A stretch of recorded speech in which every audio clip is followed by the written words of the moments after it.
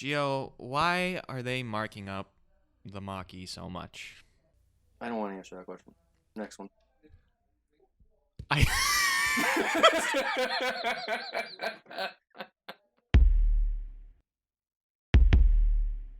You know, Dennis, What?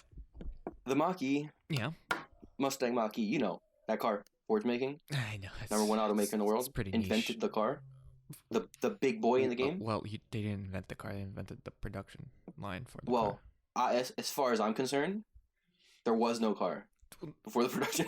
I mean, I'd be wrong, but okay. well, Ford, right? These guys, Ford. Mach-E, electric Mustang. A Mustang that's electric. Yes. Unbelievable. Who would have thought?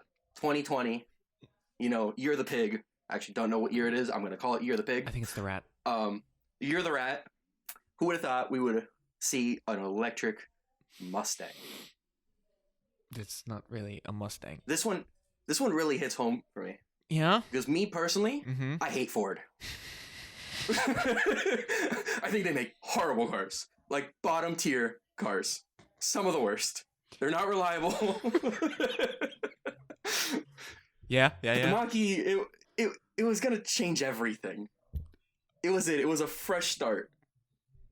They started from the ground up on this car. Every aspect of the automotive process was changed for the Mach-E.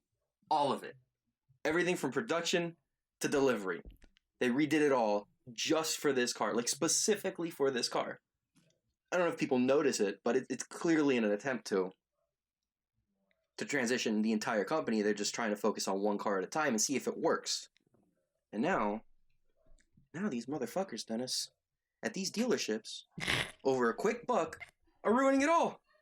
Unbelievable. They're marking up the Mach-E. How dare they? Who the hell is going to pay a $15,000 premium on an electric Mustang? That's It was $40,000. hard to sell people. It was hard to sell people on the electric Mustang. Now you want to sell people on a $15,000 premium for an electric Mustang? You're crazy. Crazy. Out your mind. Don't speak to me. I went to a Bentley dealership because I have nothing better to do in my life than look at cars that I can't afford. They had this Continental GT. Special edition. One of 12, mind you, in the world. Uh-huh. Its MSRP was around $230,000 therein. They had a markup. Yeah. You know what that markup was? Only $20,000. That's crazy. That one of 12 Bentley almost has the same markup as this supposedly mass market Mach-E. Where is the logic?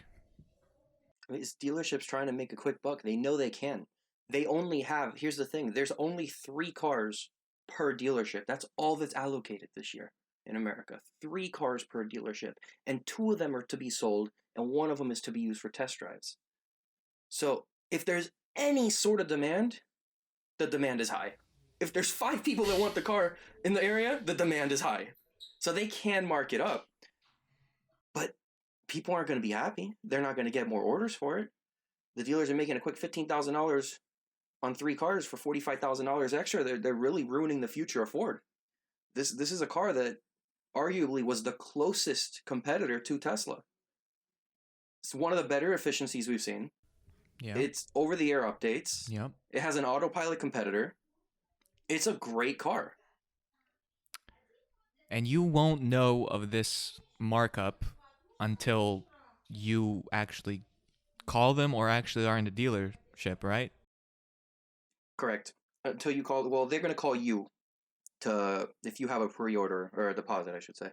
They're going to call you to place your order, transfer your deposit to an actual order, and they're going to inform you of the markup, which they have been, and people are angry. People are canceling. Whatever number they've had in deposits, that conversion is going to drop down significantly if Ford doesn't stop franchises from marking up these cars. Personally, dealership by us, they had three pre-orders. Small dealer, not a big boy. You know where we are. Yeah. Top secret location, like Area 52, but like -1. They had 3 deposits for these cars. That's it. They currently have 1 left. Two of them have canceled because of the markup. The dealership has a $15,000 markup on it. That's insane. I mean, Ford. I mean, this is something you see with every car. We saw it with the Hellcat. We saw it with the Demon. I don't know why I'm speaking about Dodge now. Another company I hate, by the way. Every limited. I mean, this isn't a limited production car. This is a mass market car. But for the first year, it is limited production. They're only allocating 3 vehicles per dealership. We see it every single time. Dealerships mark up cars because they can. Mm-hmm. You know, supply demand. I didn't go to business school. I don't know what I was gonna get at. I did too much drugs. You just lost your thought. You just I, lost I your. lost my thought. I lost my thought. You're just speechless at how high they are marking it up. It's ridiculous. It feels so counterproductive. Because like you said, it's already so hard to sell people on electric cars, and they're just making Ford it even wanted harder. to stop it. They tried their best. I mean, they always do. Every manufacturer does. When they have a car they know is going to be sold at a premium, they don't want them to sell it at a premium because it gives the company a bad name. But there's nothing Ford can do. Ford doesn't own these cars. Ford doesn't sell cars to consumers. No automaker, apart from Tesla, sells cars to consumers. Every automaker sells cars to dealerships. And once it's in the dealership's hands, they can do whatever they want with it. If they want to just junk it, they can junk it. Now, there are some terms and conditions, but they're very limited as to what they could make those conditions. And they're mostly tied to how they advertise the price, right? They just can't advertise it as a higher price. Yeah, correct. They added what's the word? A stipulation? Stipulation. They added a stipulation stating that if you want to be in the EV program and be allowed to purchase Mach-E's, because they can outright refuse to sell you Mach-E's. They're not required to sell you every car. If you want to be in the program, you cannot advertise the Mach-E above MSRP. Mm-hmm. The only problem is, once they make that phone call or they step foot into the dealership, it's no longer an advertisement. They can tell you whatever they want. They could lower the price to be competitive, or they could increase the price to try to make more money off it. So, do you think there'll be people that are so hyped for the Mach-E that they'll even be willing to pay a $15,000 markup? I mean, there's always someone. There's a customer for everything, but my largest concern is not whether or not these cars are going to sell. My concern is that the demand for them is going to significantly drop. Ford's going to see it and take note of the drop. They're not going to take note of the reasoning for the drop, and they're just kind of, put the project on the back burner and not really advance towards electrification. And this was the car that could have changed the whole world. Tesla was the flame, but this was the fire. No other manufacturer has put out a car so closely competing with Tesla.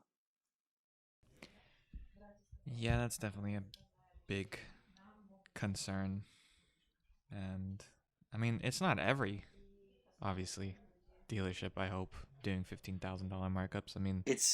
It's anywhere from like 5 to 15 is what we've seen. You would hope. One of the big reasons for dealerships would be to have some sort of competition between the dealers, so you would hope that could be put into play. But Well, keep in mind, most competition is done online, and they're not allowed to advertise the price any lower or above.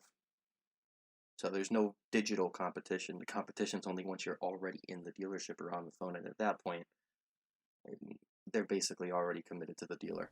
That must be a horrible feeling if you're trying to go find a Mach-E and the only reference for price point you have is what Ford has on their website when you build it out, and you think you're going to pay one price, and then you either go... Well, what Ford wanted was that you would pay that one price. Right. They even made it very easy for the dealerships. Again, they changed everything with this car. They implemented something called e-invoicing. So let's backtrack a little bit. Typically, when you buy a car, dealership buys the car from Ford. Mm-hmm. Now, dealership gets an invoice price, which is a nice discounted price. And on top of that, there's other things like holdback and then volume bonuses, which are just generic bonuses. Mm-hmm. So In between the invoice price and the MSRP are two completely numbers. In between that is your profit margin. Mm-hmm. Added on top, hold back, and again, blah blah blah, volume bonuses and whatnot. Uh, with the Mach-E, they got rid of all of that. They are selling the cars to the dealerships for MSRP, and instead they are paying them based off of a percentage of the sale. They're just giving a flat bonus percentage of the sale. Mm-hmm.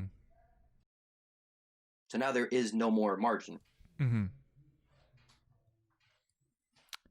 And they're still trying to take advantage of that.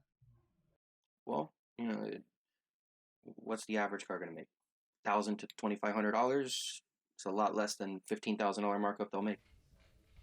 It's greed. It's greed. It's short-term greed.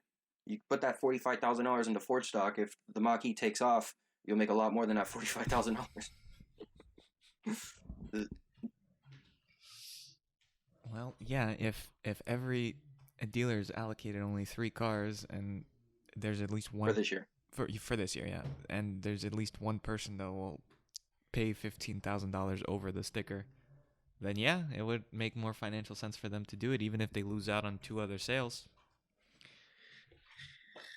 Huh. It'll take them longer to sell, but they'll still get the money. They'll still get the money. Is it possible for Ford to step in? Not really, no. Because everything they could have done. See, when they created these programs, they separated this car from the other ones, and they made a whole new EV program. You have to sign off on everything as a dealership to get in the program. So every term that they wanted to place is already in there. So if they found a loophole to mark up these cars, not really a loophole, there was just never anything they could do. Mm-hmm. There's nothing at this point Ford can do. They've signed the contract. It's in writing. They're following the rules. It's just not how Ford likes it. Man, that would be a real shame if Ford was able to do everything right with the Mach-E in terms of performance and feature set, and it would just be dead on arrival because of the dealership model. Now the question is, will we see the same in Europe? Because the Mach-E, let's face it, first year is going to be a European car.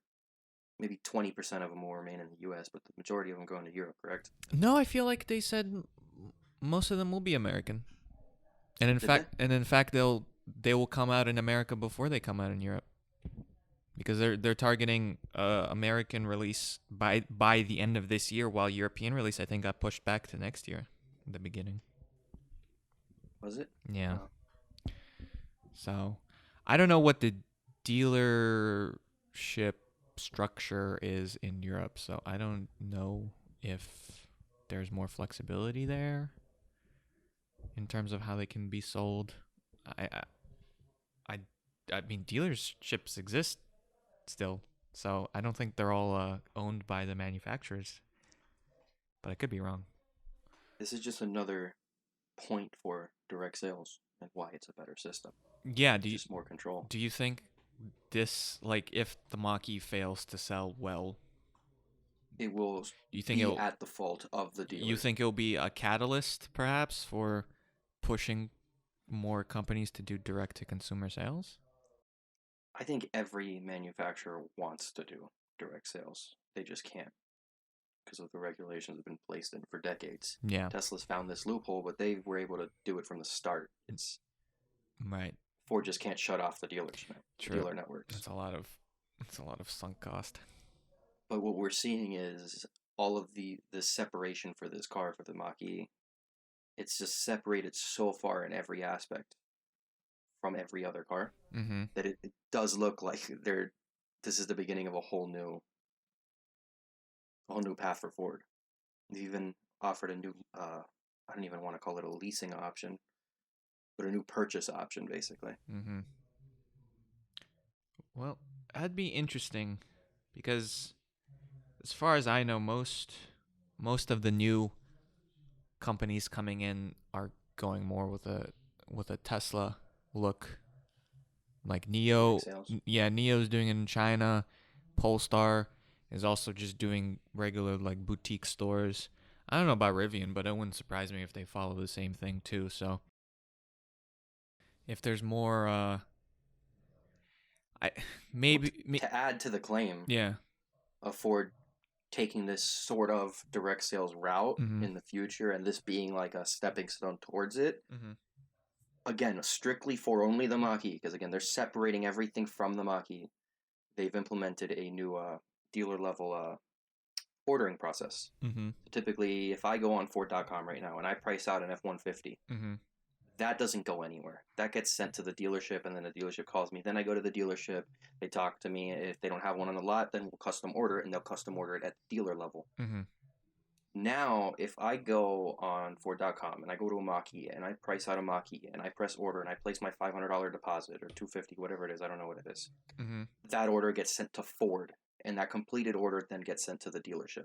So the dealership is like kind of cut out as the middleman now, Mm-hmm. which is interesting. Yeah. When you explained that to me, I thought that since it's going through that way, that the dealership wouldn't really have much Because the dealership power still has in final say terms on the pricing. I guess, yeah. They still write up a contract. They still sell the car. It goes through their banks. Theoretically speaking, Ford could attempt a semi-direct sales route while treating online sales directly. You know, kind of like a Tesla method. You just order it and get it to your doorstep, Mm-hmm. and leave the dealer networks to do walk-ins and local level sales. Mm-hmm. But now we're just theorizing. Yeah.